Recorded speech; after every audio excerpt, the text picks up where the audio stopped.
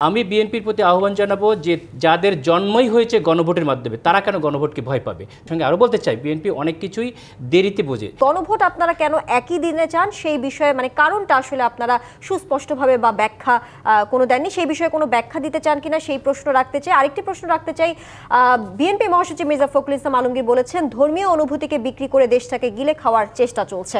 আবার জামায়াতে ইসলামের কেন্দ্রীয় সেক্রেটারি জেনারেল মিয়া গোলাম পরোয়ার বলেছেন জামাতের গঠনতন্ত্র মেনেই তারা সনাতন ধর্মাবলম্বীদের মধ্যে সমর্থক হিসেবে যারা জামায়াতে আসতে আগ্রহী তাদের দলে অন্তর্ভুক্ত করতে চাচ্ছেন। আমরা বেশ কিছু দলে দেখেছি যারা সংখ্যালঘু আছেন তাদেরকে বিভিন্ন নীতি নির্ধারণী পদে নিয়োগ দেওয়া হয়েছে, এমনটা আমরা দেখেছি। সেই সুযোগ কেন জামায়াতে নেই এবং সেই সুযোগ না থাকা অবস্থাতেই কেন এই হিন্দু ধর্মাবলম্বীদের দলে আনার চেষ্টা? তবে কি আসলে বিএনপি মহাসচিব যেমনটা বলেছেন ধর্মীয় অনুভূতিকে বিক্রি করেই দেশটিকে গিলে খাওয়ার যে চেষ্টা সেটি যৌক্তিক কিনা, সেটি কি আসলেই সত্য কিনা, নাকি আসলে হিন্দুদের ভোট ব্যাংকে আপনাদের নজর?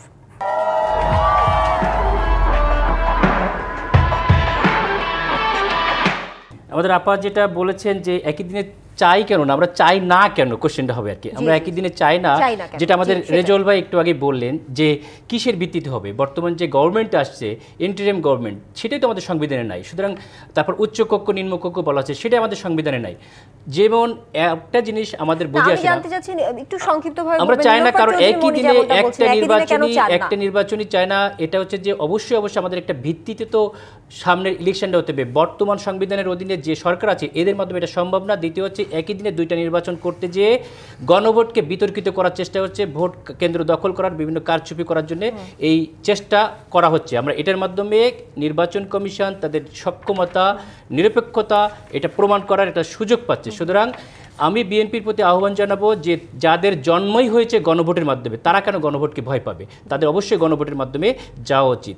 সেকেন্ড যে কথাটা আপনি বললেন যে বিএনপি, আমি এই সঙ্গে আরও বলতে চাই বিএনপি অনেক কিছুই দেরিতে বোঝে। যেমন তারেক জিয়াকে বিএনপি পাঠাতে পারে না, বালট ট্র্যাক সরাইতে পারেন নাই, আওয়ামী লীগকে নিষিদ্ধের ব্যাপারে তারা করছে, এই বর্তমান রাষ্ট্রপতিকে তারা সরানোর ব্যাপারে করছে। সুতরাং এখানে একটু থামাতে চাই, যেহেতু বলছিলেন যে আগে গণভোট হওয়া প্রয়োজন।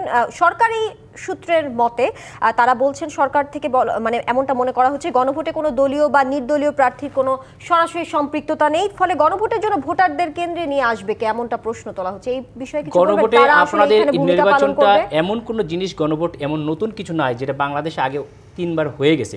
সুতরাং আমরা এমন কোন পদ্ধতিতে যাচ্ছি না সেটা যে নতুন কোনো কিছু জনগণের কাছে। এবং বারবার যেটা বলা হচ্ছে 50%, 60%, এটা তারা সে বোকার স্বর্গে বাস করছে।